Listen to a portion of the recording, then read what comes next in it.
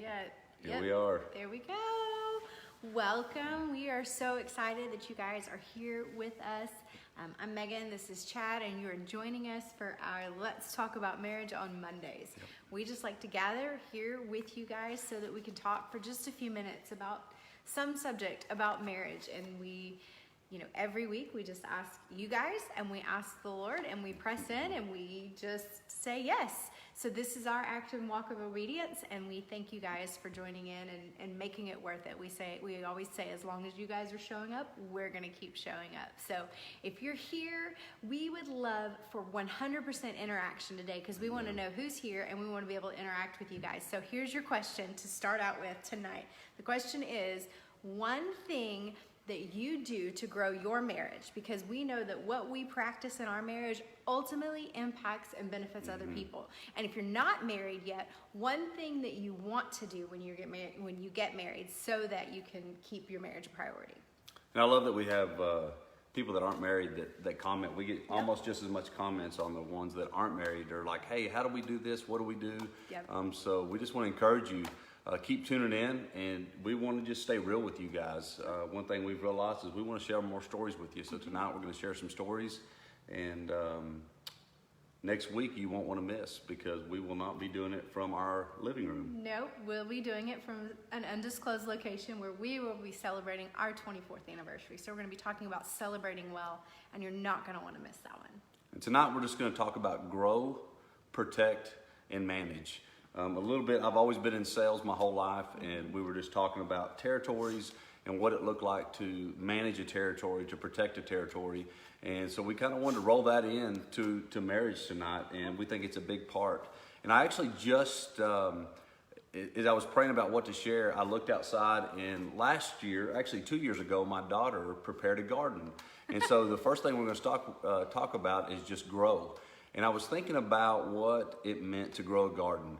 So I remember we actually built out of 2x6s, and we stacked it, a raised bed garden. I grew up with a regular garden. This is a raised bed garden. And I remember us filling it with soil, and we were filling it with soil, and nothing happened. And then I remembered, hey, we have to plant seeds. So then we went to Lowe's or wherever we went, and we bought seeds. She did. But we helped her. Kind of. So as the seeds were planted, what I really loved about it is you could actually go out there every day, every other day, and you could see these plants growing. And I love to do that, because it's how we are in life and in our marriage, that if we just sit back, we really don't know where we are or if we're growing. But when we would go out there and we would actually pick the weeds, because we did it raised so we wouldn't have to pick weeds, but for whatever reason, there was weeds. And you know what I really noticed as we were watching really her tend her garden is the weeds always grew quicker than the plants. So in our lives, if we don't watch it, our weeds will overtake what we're about and the community that's in us. So the ultimate goal was to this thing to bud and to flower, and obviously to have fruit or have vegetables that we would pick and eat. And no one wants to go out there and tend the garden when there's more weeds than there are flowers and fruit. So it was a good example for me in my mind and in our marriage of just really tending to our marriage so that we're able to get the fruit out of it. Yep, absolutely. And one of the things that we shared with you guys on the very first week, and if you didn't see that one, I highly recommend going back and looking at that one, but it was just talking about being intentional in our marriage, pursuing each other, and having connecting conversations. And when we're doing those things, then we're being good managers and good stewards to cultivate and allow our marriages to grow. So we believe that pursuing growth is one of the most important things that we can do, because we never arrive at the perfect marriage. Nobody is disqualified from having a great marriage, and nobody arrives at having the best marriage, because it can always get better. So we want to be about creating opportunities to grow in our marriage. And for us to grow, we have to be able to have face-to-face time. And that is sometimes it's literally face-to-face. We've talked about shoulder-to-shoulder as we do our walks. But it's really just being intentional about getting together, stopping what we're doing, and getting face-to-face so that we can continue to grow inside our marriage. Yep. One of the greatest ways that we manage our marriage and we manage this time is truly by managing our time well, being good stewards and being good managers of our schedule, making our calendar a priority and knowing the things that get space on our calendar and there's things that don't get space on our calendar. I know for us, when our kids were younger, we did sports. Chad coached sports. Chad volunteered as an FCA chaplain for the high school football team before our kids were even in high school, as well as me serving in ministry full time. And it was so easy to get things out of whack when our kids are going 90 miles an hour, because it's all good and we had great intentions, but at the same time, we weren't managing our marriage and we weren't managing our time well. I actually got a book in the mail today, and I was reading it before we started, and I thought it was perfect for what we were talking about. And it says, the average lifespan for a person is 78 years old. Of those, 28 years will be spent sleeping. 7 of those sleeping years are spent lying awake at night at worry. Factor in the average 11 years watching television, surfing the internet, 10 and a half years working, 4 years driving, the years spent eating, getting dressed, and doing mundane tasks, and it leaves approximately 8 years to live your life.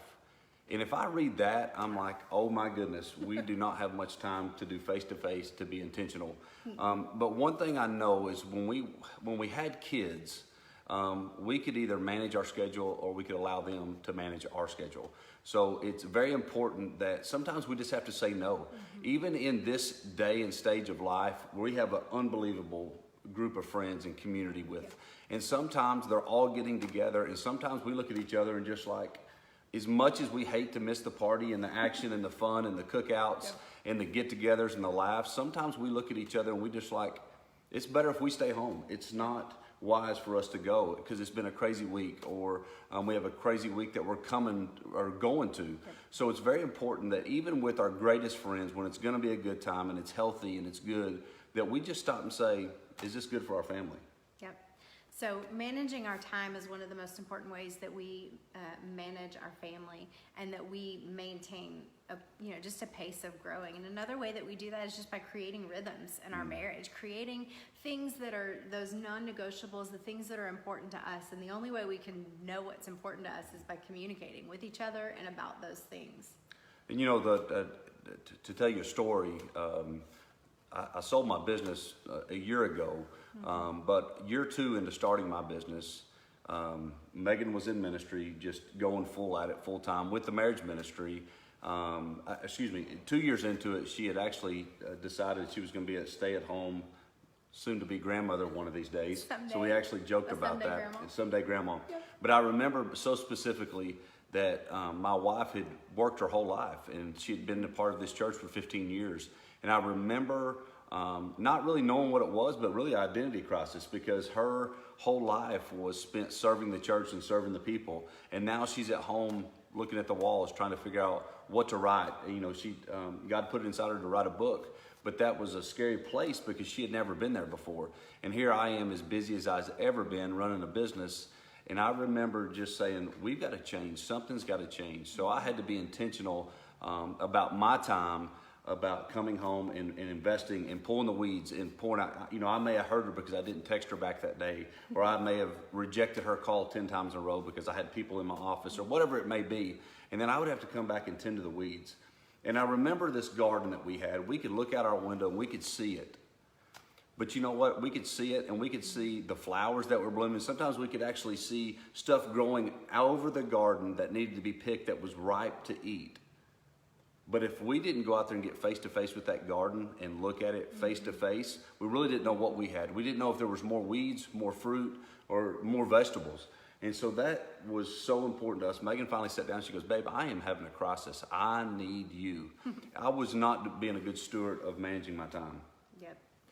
So some of the rhythms that we created in our lives, we kind of broke it down. We have daily rhythms, we have weekly rhythms, and we have monthly rhythms that are a part of our marriage now. And we are in a different season because we have no kids at home. The joke during that season that he talked about being one of my hardest seasons was, I'm a stay-at-home mom to adult children. And everybody would laugh when I would share that. But the truth was, I didn't have lunches to pack, and I didn't have carpool to run, and I did have to figure out a complete new schedule and a new life, and what that looked like for me and for us, and how to make us and keep us a priority in the midst of the busyness. So while busyness looks different in every season, it's still there. And while the enemy comes against us in different ways in those different seasons of our marriage, the truth is the enemy does not want us to thrive in marriage. So we have to fight for that. So some of the daily rhythms that we have put in place and that we have practiced over years, thankfully it's something we started trying to practice a long time ago, and we've just kind of grown in it. But one of the things that we do is we try to connect at least one time throughout the day, no matter how busy or how crazy life is. If we call each other or text each other, even when there's meetings and work and responsibilities going on, we try to make it a point to text back or call back or connect at some point during our day. It's just one of those things that's a priority for us, and we know that. It's tempting sometimes to reject your spouse's phone call because you're busy, or it's tempting to push the phone aside because you're in the middle of a project and not respond to that text message about what do you want for dinner in the middle of a meeting. But those things are important, and when we make those a priority, when we have a communicated agreement that's important to us, it's a part of our daily rhythms. And that's just when we say FaceTime, I keep going back to that because that's what it really is. It's about being face to face. And that's one thing we do, and we don't count this as our community time together, but we always know our schedules. And it's not just so we can fill 5 minutes of the 20 minutes that we're about to spend together, but it's so that we know, one, how to pray that day for our spouse. We never really send each other out in that day without knowing what we have on our plate. Now, do things come up that we don't talk about? Absolutely. But then they know that, hey, when they rejected the call, they'll call me back when they have time, when they're not busy. Yep. Or so they know that to not get offended, but to be praying. Yep. So it's as simple as just asking the question. Usually we do it the night before. Sometimes it's the morning of. It's just, what do you have today, or what do you have tomorrow? And that gives him or I an opportunity to kind of think about our day, but then also just to transfer that and share that with each other. And it's been a huge part of our daily rhythm. And so is talking about our day at the end of the day. The "how was your day" question is never goes well when you get a one-word answer in response. Either way. If I say, Still working on that. If I say, how was your day? And he's like, it was good, I know he's still processing his day, and we're going to come back to it. And usually after I start cooking dinner, or when we sit down to dinner together, is when we can really unpack that and actually have those honest conversations. And if you have a hard day, just be willing to share, like, how was your day today? It was a hard day. Well, what was hard about it? Continue to press in and be able to say, hey, I'm not ready to talk about it yet, but I will be, or just be able to share openly and honestly. And I would say, just no matter what season you're in today, some of you are like, man, I'm in a tough season right now. You know, we got kids playing 7 sports and 14 of them are select. I get that. But I just want to ask you a question. Are you existing or living? Are you excited about telling people kind of what's going on in your life? Or when they say, hey, how's your life going? I'm busy. You know, if that's your answer, somebody told me probably 5 or 6 years ago, when you answer busy, then you're too busy. Because if that's your answer of how life is that really a life worth living? Is I'm busy. But are you able to say, no, it's great right now, and this is what I'm doing, and this is what we're doing as a family. So don't just exist, begin to live so that you can share life with others. And I think, too, it's important for us to understand that there are seasons of sacrifice in marriage. There are seasons when we have to sacrifice time or resources or whatever it is. Baseball season, football season, whatever you call that season. Seasons when there's more illness going on in the home, or your jobs are requiring more. There's a major project. But those are things that you communicate about the season, and you know that season is coming to an end. And it's when that season has no end that it begins to put unhealthy weight and pressure on our marriage. So if you're in the middle of a really hard season, or what feels like there's a lot of pressure because of schedules or because of demands, just have a conversation about it and look a little bit ahead and say, okay, this will come to an end. I know that when we quit having Pee Wee football and having to travel every single weekend to a game, I was so excited. But then I can be honest, like 2 years later, I missed it. I missed the community that we built around our teams that he was coaching, and the other moms and just things like that. So every season does come to an end. So you want to enjoy and embrace the season you're in. And how do you live that season when it's that busy together? If you're not coaching, maybe it's during practice that you grab a Coke and you're in the lawn chair beside each other, just catching up on the day. Yeah, you're cheering your kid on, you're supporting your kid, but you're also catching up and having the face-to-face time with your family. Yep. So another non-negotiable in our daily routine is just eating dinner together. It's kind of one of those things. I am no Betty Crocker, so poor Chad. Dinner is usually a piece of meat and an avocado. We count that as a side in this season. Yes, we when my do. kids were young, it was meat and macaroni. Riley learned to eat it inside of a tortilla. He loved it. There were lots of versions of Velveeta shells and cheese and turkey meat.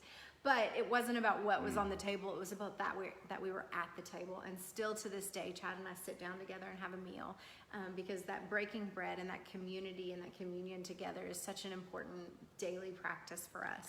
So if you come to our house, we sit at the bar now because it's Yep. only two of us, but if you come to our house, I promise you will be sitting at the table. Yep. And the last one is we go to bed together because life is crazy and there are lots of reasons for this to not happen, but we go to bed together. When Chad's tired or when I'm tired, we get in bed together, whether that's one has to read or one goes to sleep, but usually we even try to force ourselves to go to sleep at the same time because there's just something about being connected in that time. And there's something in different seasons, we've done it differently. We've had TVs in our bedroom. We've not had TVs in our bedroom. We've gone to bed together. We've let one stay up with the kids and one go to bed. But there's just there's unity that happens when we get in bed and go to bed together. You know, one thing that we've had to work through in our marriage is I'm an early riser. I like to kid her and say that she's a late riser, but late for her is 7 o'clock. So most of you ladies are like, are you freaking kidding me, 7 o'clock? Wait for him. So we compromise sometimes more her than me, but she'll take 2 or 3 days every couple weeks and just get up with me. Yep. Now I'll go to the gym and come back and get home at Ladies, 6. up with him is 4:30 a.m., just so we know. Yeah, but she'll do that, and she knows that it blesses me to get up with me and, you know, not have a cup of coffee because she doesn't drink coffee, but just chit chat, just small talk, connect early morning. Yeah. There's something for me that's special in that. So when she does get out of bed and she doesn't comb her hair, I do make her brush her teeth. But we'll just talk just for a little bit, and then she sends me on. So it's pretty awesome. Yep, and then there's some weekly things that we try to make sure that we do, and one of those is to work out together, or we call it Get Physical, and you can look at Get Physical in lots of different ways, but that's not the one I'm talking about right now. I'm talking about being outside, being active, working out together. It's just an important part of our lives, and I can honestly say before every man and every woman, Chad could care less what I look like, but it's when I'm taking time to be healthy and to put some effort into me that just means the world to him and to us pursuing a healthy lifestyle. So you define what that looks like for you guys, but getting outside, going for a walk, even if it's just around the block, it just connects you in a different way than sitting shoulder to shoulder on the couch.